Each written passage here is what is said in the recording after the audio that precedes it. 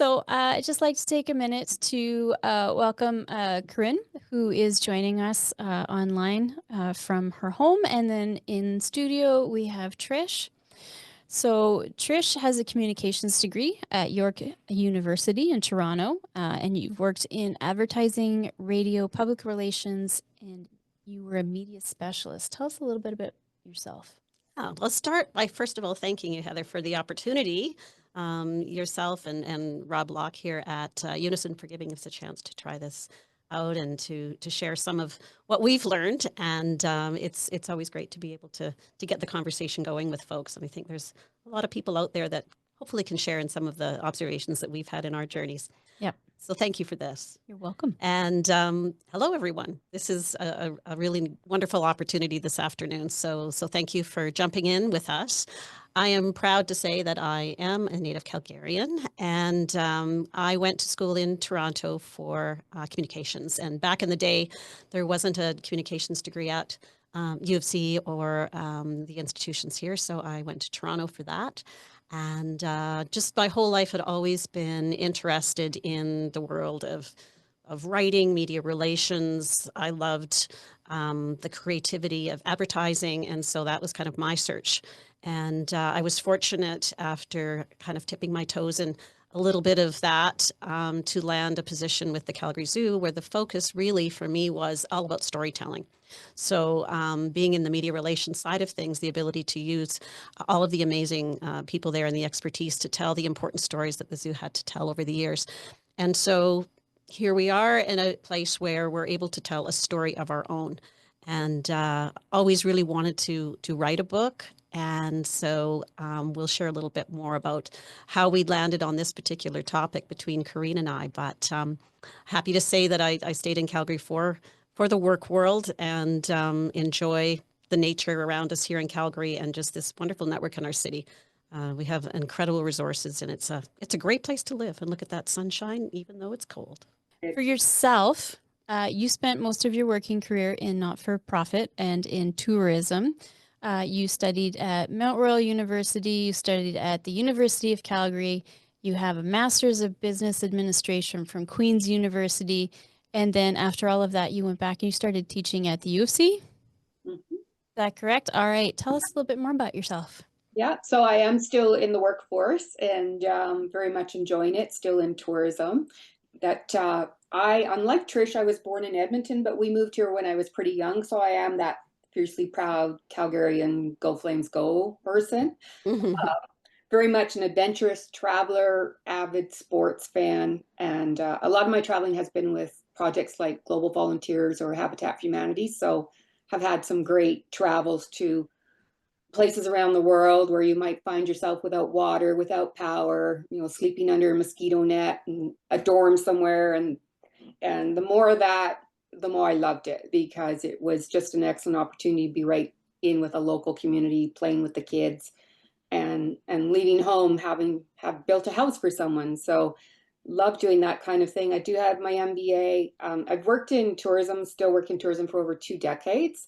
And I do teach tourism at the tourism marketing at the U of C at Haskayne School of Business. So, but I'm also very involved right now with the very large Rotary conference that's coming to Calgary, June 21 to 25. Calgary will be a very busy place, welcoming probably upwards of 20,000 Rotarians. So, Wow. yeah, so my role is leading all the pre and post tours and all the day trips with that. So super fun time to be in tourism. And as Excellent. Trish, I always wanted to write a book. Same thing. It was always on the back burner, still on the back burner, but to try another one, because I just didn't think that it was going to be a book about such a personal, honest, open sharing journey through probably the foggiest and most uncertain times of my life. My perspective has come from being laid off when you really weren't expecting it. So that also has an effect on the identity. So, quick question. I noticed in your bio, Trish, that you retired in 2019. Right. Was that because of COVID? No, it was just the time. The time was right, and I made a choice to do that. And so what I found after working in a very front-facing occupation for 35 years, you really became what you did. And so I wasn't always the spokesperson for the zoo, but many times you were the representative. And so my job I was so passionate about, I carried with me all the time.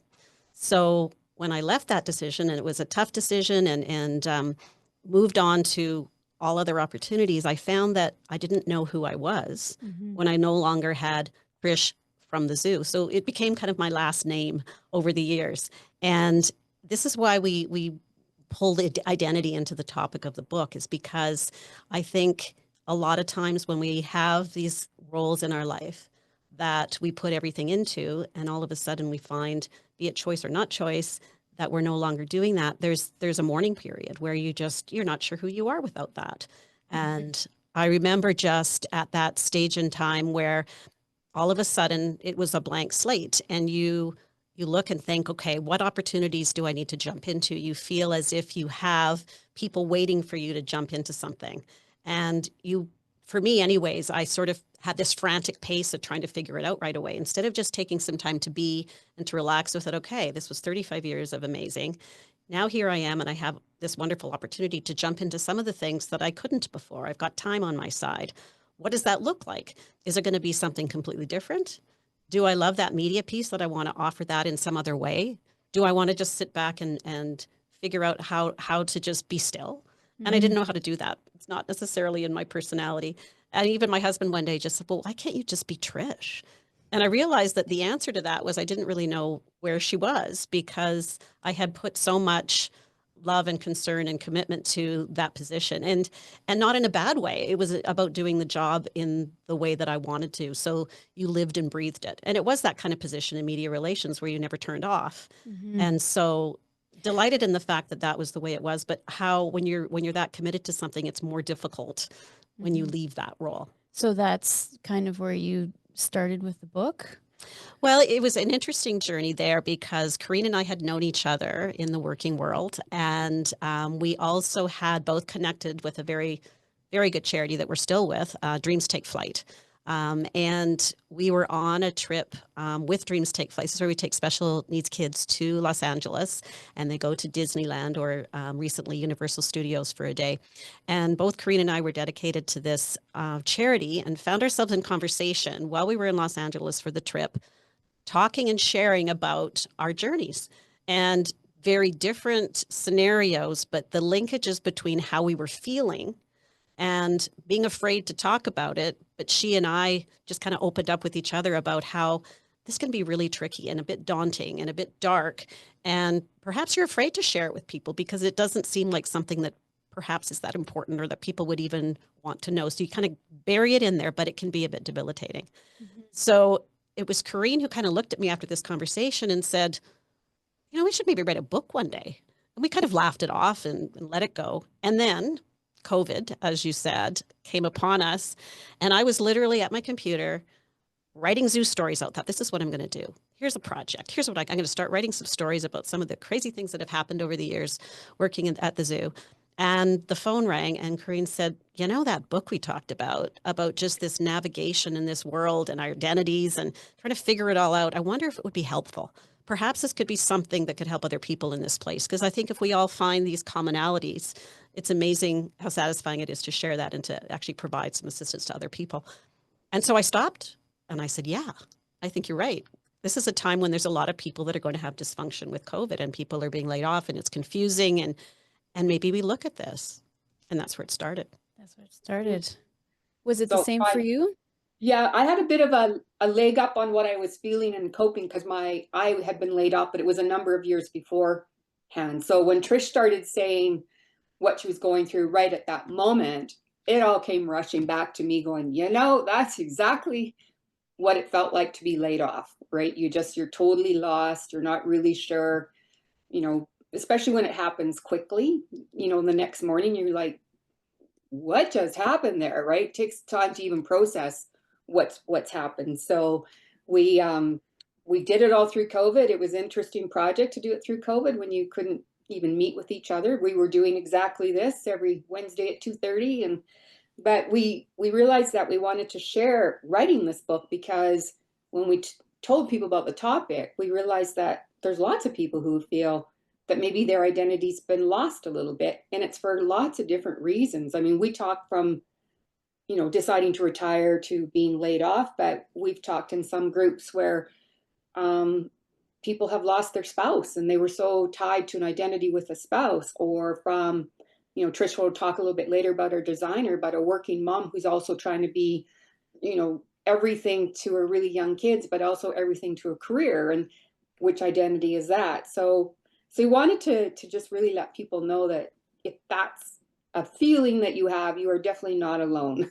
It's the more we talked about it and got down the path of the book, we found so many people sort of trying to figure out what was their next identity, what was their next chapter, their next adventure. So I was laid off from the career that I absolutely loved, and, you know, one of those rare professional jobs and opportunities where you absolutely love what you do, you pour your heart into and soul into it, and all of a sudden you find yourself walking out with your little cardboard box, and it's like, what just happened, right? And it's you know, nothing that you've done wrong. It's just all of a sudden Calgary is a lot of layoffs happen in Calgary, and all of a sudden something's going a different way. Somebody wants to take a new direction, and you're not part of that org chart anymore. So you just kind of wake up or go to bed that night and think, do I even need to set an alarm clock? Like, what am I doing? Do I have to be up in the morning? Do I have somewhere to go? Right. So you realize that your kind of life is all turned upside down. And I think Trish would agree, and anyone working in tourism, that and I certainly did this. I wound my career and my social life so tightly together that it really became one. Because if you're working in tourism, you're excited about sharing where you live. You get to know all the hotels, the attractions. You constantly meeting with people. You're constantly experiencing things because you're expected to share that, to convince other people. So you do really tie those two things together. And I remember just thinking, oh, right, well, I'm angry, I'm sad, I'm confused, and I'm really scared. You know, like, what is my purpose? So who am I now? Am I going to contribute to society again? What does that look like? So I struggled with losing identity in colleagues, and many who were best friends. So trying to rebuild all of that. And I think that, you know, we kind of started off talking about there's so many different things going on in this world. You think that, oh, come on, you can get over this. It's just a little bump in the road, you know, you'll be fine.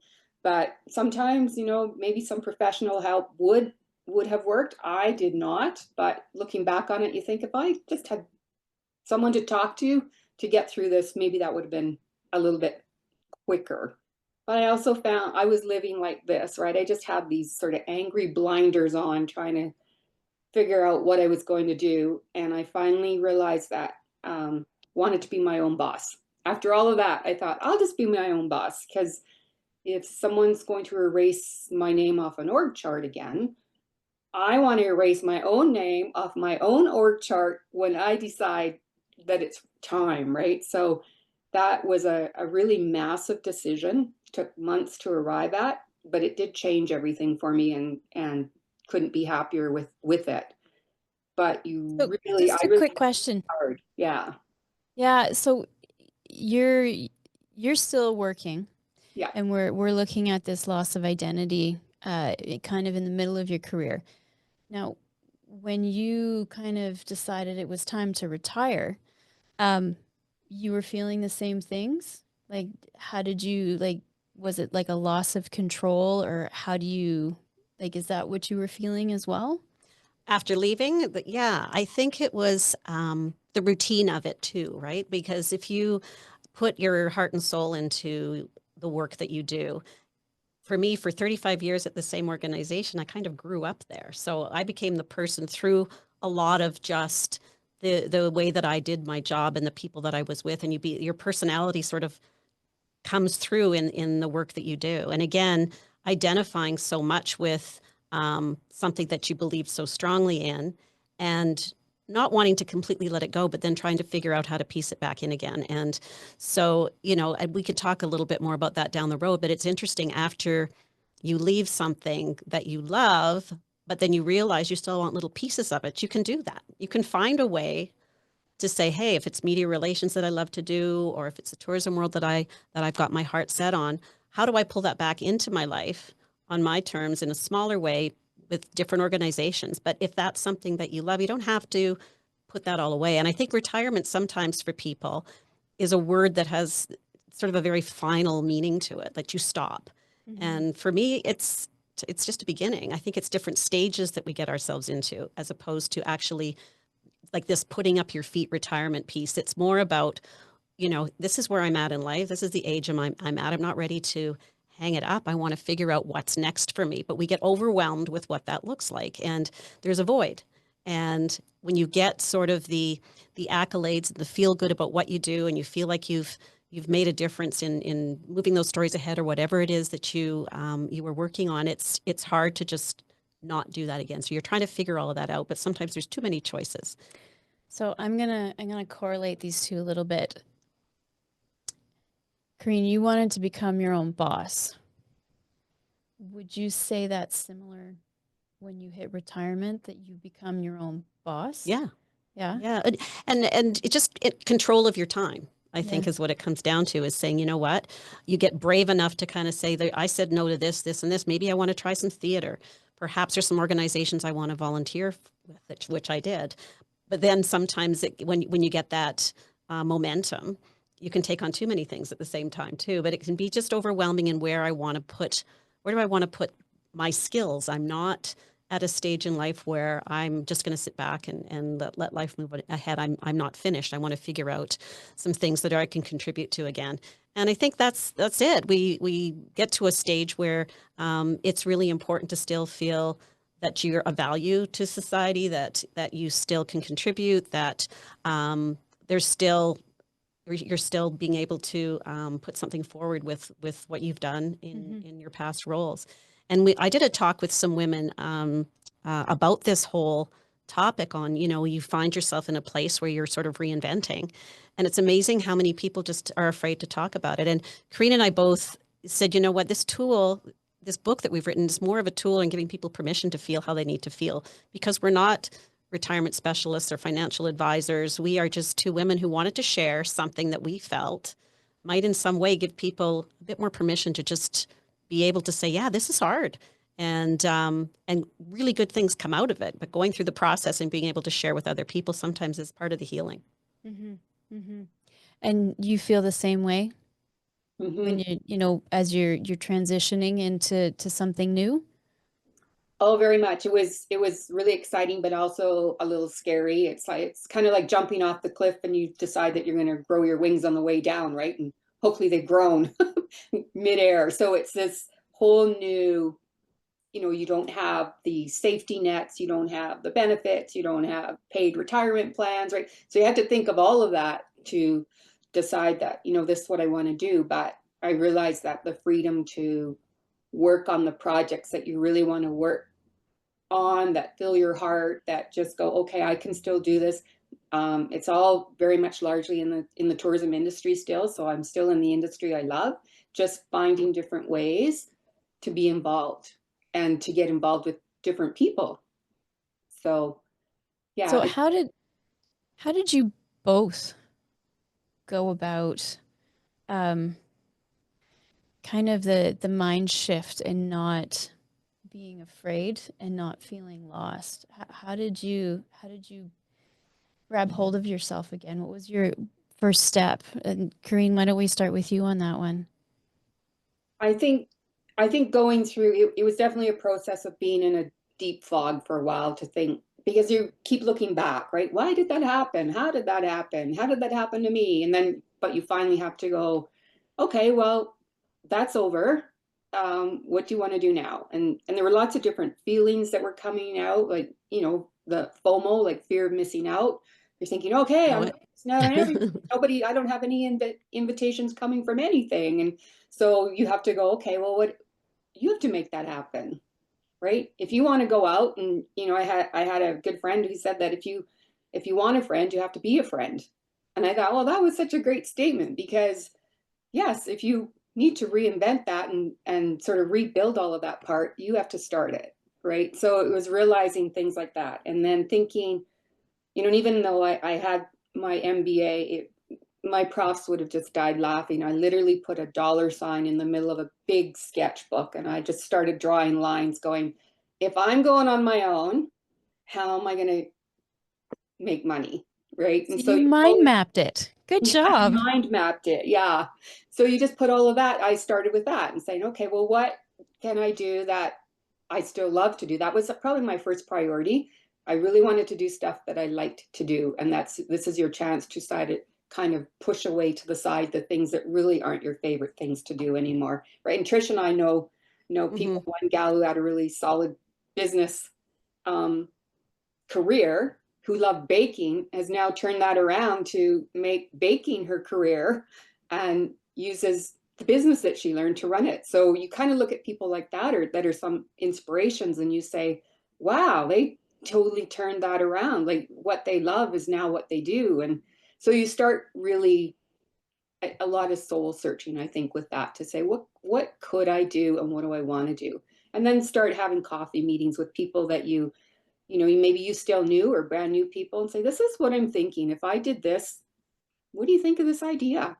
And people will give you their honest feedback on those questions, right? So it was just kind of relearning about what you wanted. And I think catching that wave of excitement, the more you started to realize that this could really work.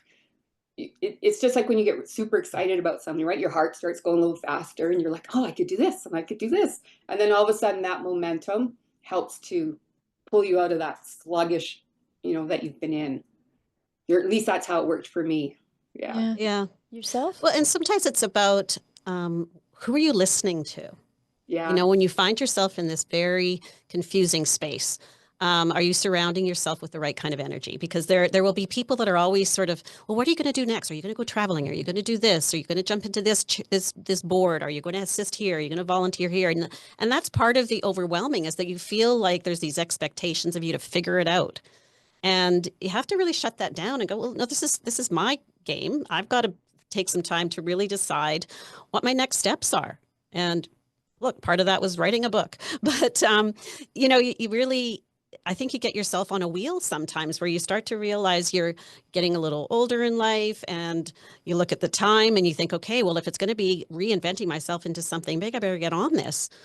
Or can I just stop for a second and maybe wait for people to come to me? And that for me was a big part of it as well, because once I calmed down a little bit and sought out energy from whether it was any kind of programming or just friends and colleagues that I knew just had give you the space to have the journey that you need to and have that encouragement. Sometimes then you get an ear out for people that are going to come and say, hey, Trish, can I get your advice on something? I'm doing a plan here for media relations, and I just want to know what your thoughts are. And you stop and you sit back and go, I'm still relevant. Okay, people still want to know my opinion on something, and that is energizing. And then you start to realize, well, maybe this is where I can just pull pieces of what I've done before that are truly a part of my identity and match them up with other opportunities. And that was a big door opener for me. And I started to do that. I volunteered with, he just went back on doing his show, Dave Kelly Live, recently. And one day Dave just phoned up and said, hey, what are you up to? I'll give you a job title. I just need someone to volunteer in the background of the show and give me a hand. And I'm like, I am in. And so, I mean, there's an example of something that just, it made my heart sing. It got me back into the things that I love to do. And sometimes it's just leaving that door open for those things to come to you, as opposed to feel like you have to search and figure it out. And that pressure just, it can put you in a place where you're not necessarily going to make the right decisions. You need to take a breath and give it some space. So on that note, I'm going to ask you both. There is a big difference pressure-wise, I think, between, and you said it in your mind mapping, you're still looking for income because you're not retired yet. You still need to do that. It's a little bit different when you're retiring, because it's not always about continuing to bring in income. The pressure is much, yeah. Yeah. So for people who are just retiring, Mm-hmm. and they're they just, they say a lot of gentlemen will have heart attacks within the first 6 months of retiring because they just don't know what to do. They feel like they should be doing something, and there's this stress level. I think advice from both of you as you hit those moments. How do you find the peace, and how do you give yourself permission to take the time to figure it out? Emma, we start with you on that. Oh, that's a big one. It's exactly what I wasn't doing. I felt like it was immediate fix. I got to decide what it is I'm going to dive into or reinvent, and got overwhelmed with choice. So the advice that I would give, and I've talked to a lot of people recently, whether they've read the book or they want it because they're nearing this retirement date, and people get so uptight about what that's going to look like. And I spoke with a friend the other day who's it's coming up and they're making this decision. They've got a date on the calendar, but she's just so worried about what that's going to look like. And I said, don't do what I did and think that you have to sit down and figure out, okay, this is when I'm retiring on a Tuesday, and by Friday I need to jump into this, and this is what I'm going to sign up for. So I better do this, and I better figure out where I'm going to volunteer and what I want to jump into. Perhaps give yourself some breathing space to just either let things come to you or take the time to do some activities that just free the mind. And we talk a lot about searching for being in nature or looking into yoga or meditation or whatever calms you down, and the things that you can just unplug for a while. Fishing. And yeah, fishing is good. Yeah. Fishing works. But whatever it is that's a leisurely, relaxing space for you to take some time and be selfish in a good way. Okay. And would you say the same thing when you're looking at the transition? For me, it was very, very much nature.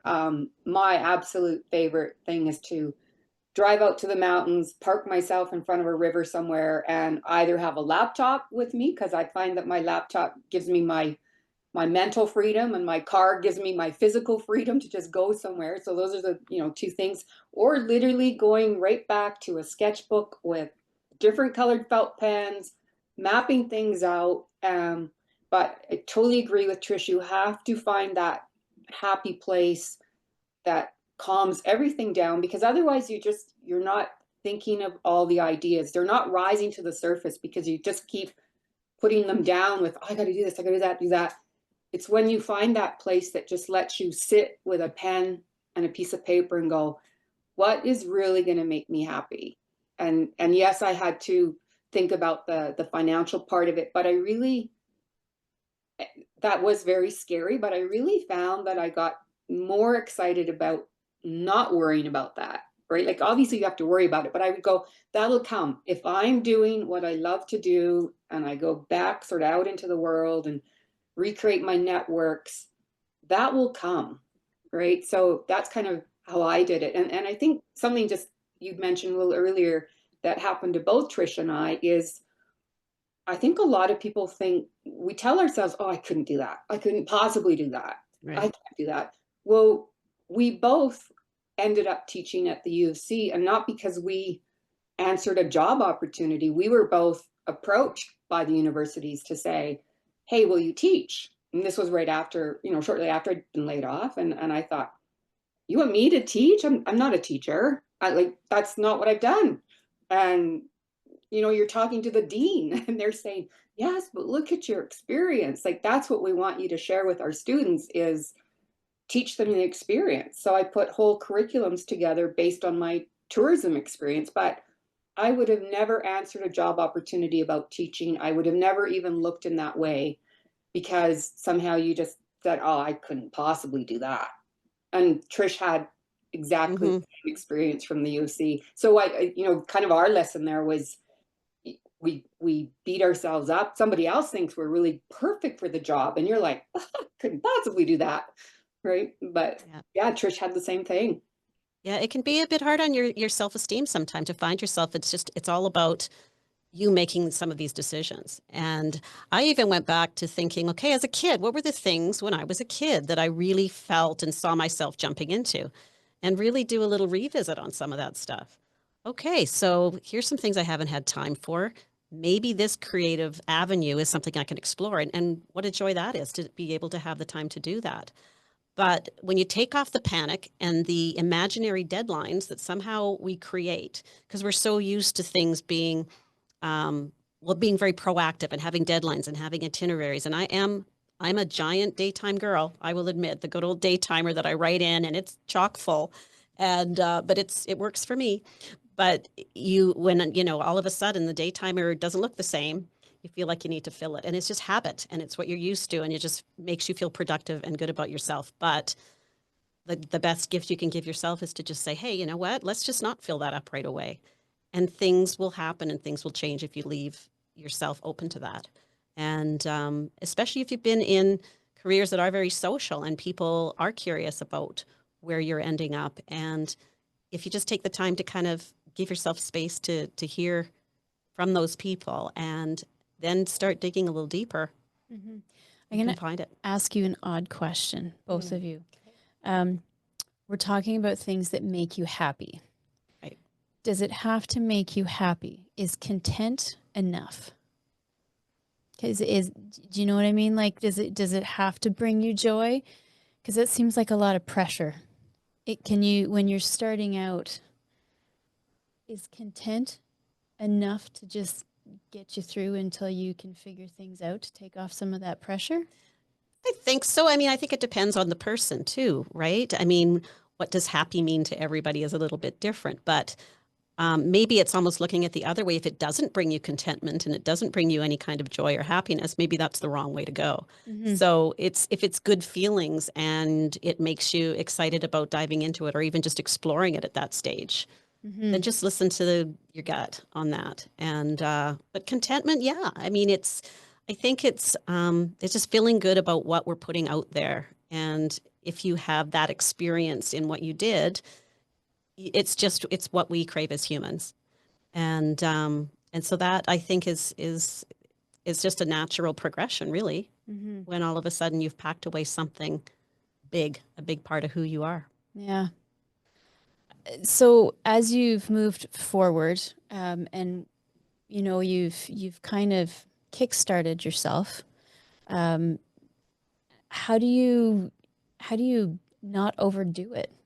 Because it's like when you're at work, you overdo it. You're like, I've got to do this, this, this, this, and this, and here's my timelines, much like you said. How do you give yourself permission to just not overbook and push it too far? Have either of you found that, I guess, balance? For me, that was I am very busy now and it's stuff with Rotary, but I do think, a lot about that. And in fact, this past long weekend, I thought, oh, maybe I'll get out for a day to the mountains. Like that is my go-to. Just get to the mountains, get outside, go for a walk. And it was so cold. I thought, oh, that's not going to work. But I refused to turn on my computer, and that is not very common. I thought it's the long weekend, family day weekend. I'm going to do some reading.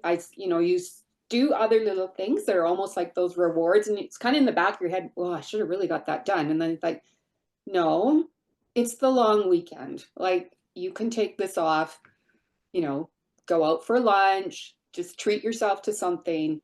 And I think that that's really important, that you still, finding balance, I think, is, as Trish said, that's different for everyone, because some people don't want to stop. Like I have a friend who said, I do 3 things a day.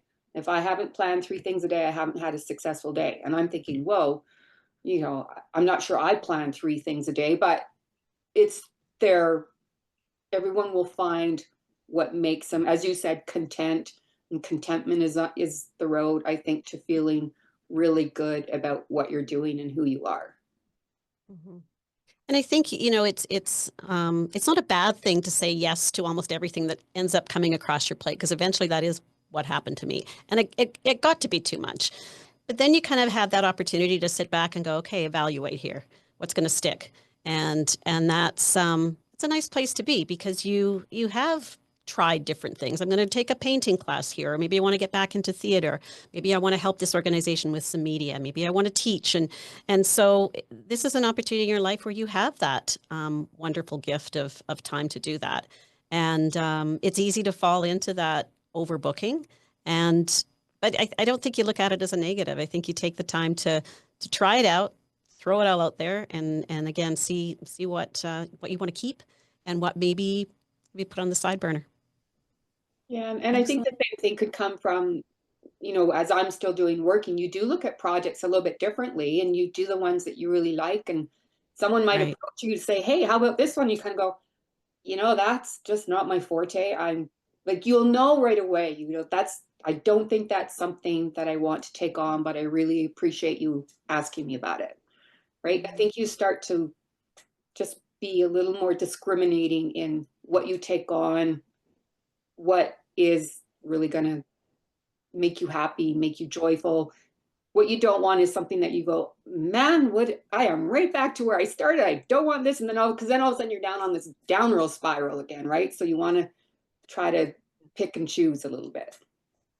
It's just an interesting story to share. So I was listening a while back to a young woman who was doing a valedictorian speech. And she was talking to her group of students and peers and saying, you know, we're so ingrained in what we do. And we're not human doings, we're actually human beings. So when you're putting young people out into the world, is it more important to be concerned about who you are as a person or what it is you're going to do? Because so many times when you're graduating or you're moving on to something, people want to know, what is it you do? What is that title? What is it you're going to jump into? And we're so focused on that. And that's why I think we come to this place in our lives where things are changing with our careers and our work and our roles. And all of a sudden, people still want to, what is it that you do? Or what is it that you did? And we are human beings, and it's more important about what is it that we're made of, and who are we as humans, and how do we want to be thought of as you know, working with the people in our lives, family, friends, colleagues.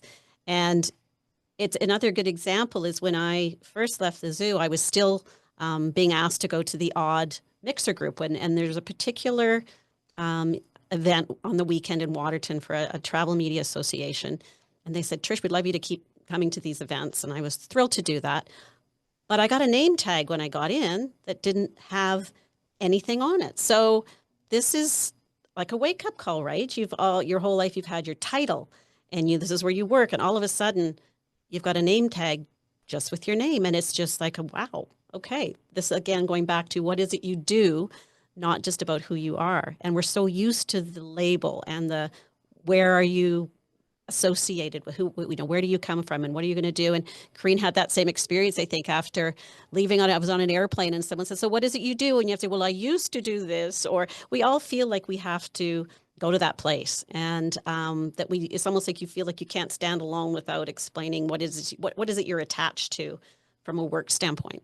Yeah, I was just going to say that I was on an airplane, you know, and it says, so what do you do? And you just like, it's deer in the headlights, right? It's so right. didn't really have an answer ready. And then, you know, long after when I was sharing these stories, I thought, you know, we define what we do between 9 and 5 or whatever your time is, right? So when that 9 to 5 doesn't have a formal title anymore, maybe you're looking after your parents, maybe you're, you know, volunteering at other places, maybe you're doing more traveling. I would hop on a plane and do more Habitat for Humanity builds. Like that's, you know, but I didn't stop to say I was doing all these extra things or teaching, you know, teaching a course or going to India to build a house. I just thought, oh, what do I do? And you right away go to that 9 to 5. And if that's blank, but you're so many other things than your work, but it doesn't necessarily rise to the top of how to answer that question. But it's no surprise that we struggle with this piece of identity, you know, and because I think it is a culturally based way of that's how we respond to each other. That's how we ask people, you know, what do you do and where do you work? And it's not a bad curiosity. It's just it's a normal place where we go. Mm-hmm. And so it's, you know, again. Did you figure out the secret of how to answer it? Well, I think you just, you know what, you dig down and you're proud about what you did. And you say, well, this is where and this is what I'm continuing to do, or I'm looking for opportunities that support what I did for a living. And I think, people are good with it.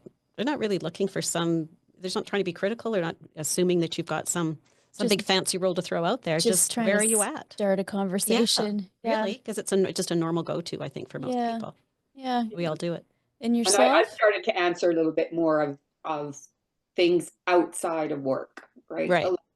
Volunteer stuff, or the Dreams Take Flight, or, the Rotary Convention, or, as I said, being with parents, right? Lots of us right now are looking after aging parents, or maybe kids. Like there's other things that you are so important in these things, right? That you are still so important, but you don't really talk about them as what you do, right? So I think that was a lesson for me to almost write that little elevator speech, to think, you know what, I'm not going to be that person who stares into blank space the next time that question comes. Like, be ready for those kinds of questions, because they're going to come. Those questions don't ever stop, right? So maybe being ready for, what is it that you do? And it's not a job title. And it's almost just being confident in all the different facets of our lives. Yeah. It isn't just about what you do from a work perspective. It's family, it's friends, it's other commitments that we have that makes us who we are. And kind of sit back and go, that's actually pretty cool. It's not just that one focus that we seem to have to, what do you do? Going back to that. We're coming up to the last few minutes here. If anybody has any questions that they want to throw into the chat, I encourage you to do so.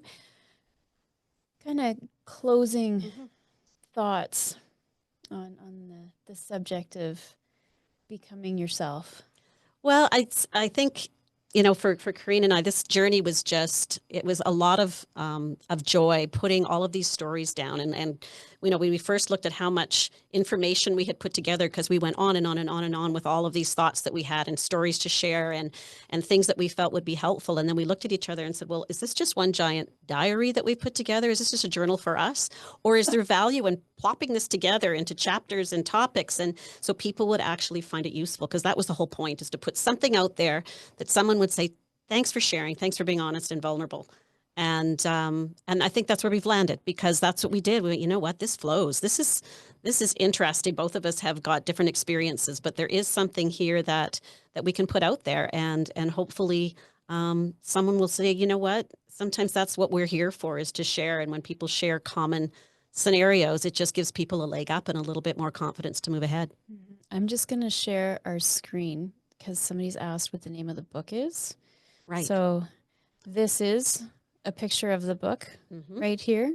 It's Just a Hiccup is the title. And then Corrine, what about you? Last thoughts?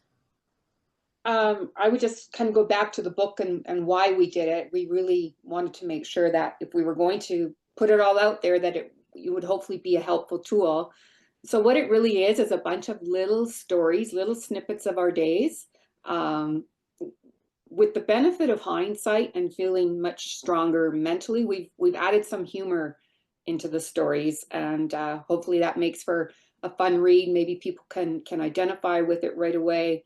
But it definitely was not funny at the time we were going through it. But we hope that just with a little bit of humor, and then we kind of summarized also with the benefit of hindsight, what did we learn from that? Like, what did that particular little thing that happened, what did we learn about ourselves?